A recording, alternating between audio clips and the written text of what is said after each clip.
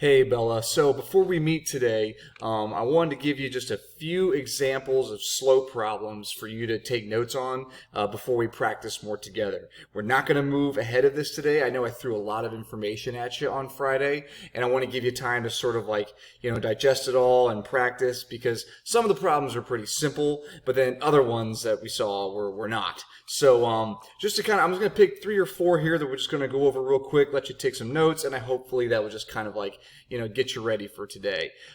These we did, right? And these you had no trouble with. So these are ones I would consider like easy examples. You just looked at the 2 points, you found the rise and the run, and you found the slope, no problem.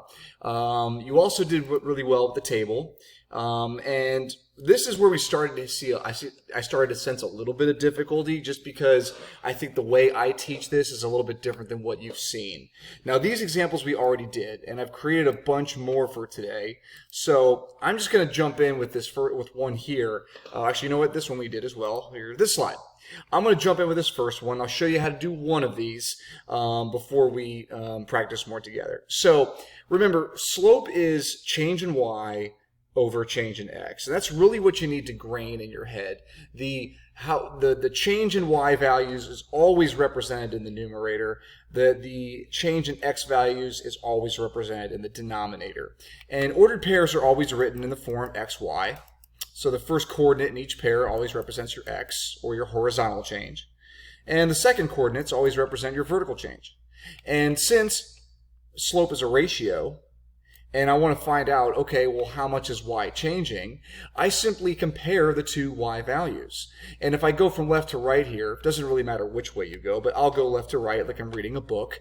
I'm going from -5 to +8. So this line is climbing, right?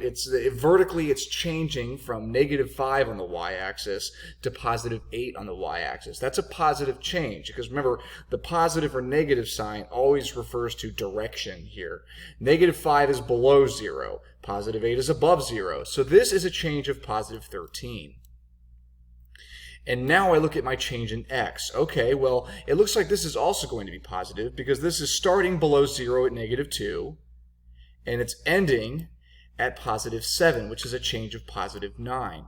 Now, this is an easier problem because there's nothing to do with this ratio. There aren't any negatives we have to cancel out. It's just 13 over 9, and we always leave slope as an improper fraction. You wouldn't make this 1 4/9 or anything. You would just leave it exactly as is. Let's look at a different one here. These were tough as well. So I want to show you one of these, and then, like I said, we're going to do a bunch more together today. And I'm going to go to this slide because these are ones you haven't seen yet. Now, this is working backwards, right? So I'm going to use a little bit of proportionality to help me out here. I know that the slope of this line is 1/4. And I'm going to look at how these numbers are changing and write that as a ratio that's equal to 1/4. And that'll tell me, or at least give me a good clue as to what this r value is. Now, r is in place of x, so we can't find the change in x here yet, but we can find the change in y. So from 3 to 5 is a change in y of +2. And this right here is enough information for me to complete this ratio. So going left to right here, my y values increased by 2. Now that means my x value must be increasing by 8. Now where did I get that 8 from? Well, the 8, it has to be 8. Because the slope is 1/4, which is equivalent to 2 over 8. So I just write this equivalent ratio here, and this +8 tells me to add 8 here, because I know that this value r has to be 8 greater than -4. So r is going to be equal to +4. And again, if there's a lot going on there. We're setting up a proportion, we're finding an unknown denominator, and then using that denominator to find an unknown variable. It's basically a 3-step problem. So if that still doesn't make a whole lot of sense, pause this right now and re-watch it. And again, I have a bunch more here that we'll work through today. Okay, before I let you go, I want to show you one of these. We're going to look at a bunch of these today. And this is actually a nice lead-in to what we're going to do later in the week, because we're going to do a lot more work with slope-intercept form. And I want to show you one that I think is a little tougher. And we saw one like this on Friday. So this one here, 3x minus 5y equals 10. And it says transform these equations into slope-intercept form. That's y equals mx plus b in order to find the slope. And doing this is great exercise for a couple reasons. Number one is because graphing is really easy in slope-intercept form. You're going to see that this week. So it's good that we're building the skill. And also because the slope is staring you in the face. So if we can just rearrange this problem so that it's solved for y, we've essentially found the slope.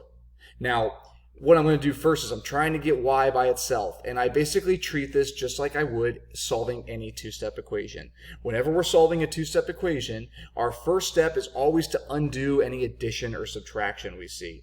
Well, here's the variable I'm solving for, and there's this positive 3x hanging out over here. So I'm going to subtract 3x. And I do that to both sides. Now, that's going to leave me with, don't forget about this negative 5y equals negative 3x plus 10. I didn't write 10 minus 3x because writing it this way is already kind of putting it in slope-intercept form. It's going to make my answer easier to interpret. And then the second thing is I have to divide both sides by negative 5. This is just like we would solve any one-step equation like this. Just beware that both of these have to get divided by negative 5 because we're dividing this whole side by negative 5. And that's going to give me y is equal to, cancels out here, well, negative 3 over negative 5. Don't go reaching for a calculator. Remember, we talked about this on Friday. If it's not something that simplifies, you just write this ratio, 3 over 5. Do, however, make it positive. You never write two negatives in a ratio. You just write it as a positive ratio because negative 3 over negative 5 is positive 3/5. And then I would bring down a negative 2 because positive 10 divided by negative 5 is negative 2. Now, this is our y-intercept, which we'll see later this week, but that's not what we care about right now. We just found out what the slope is. The slope of this line is positive 3/5. Okay, so anyway, we're going to stop there. That's just kind of like all the different types of problems we saw on Friday, and we're doing a bunch more practice with this today. We're not moving on. See you this morning.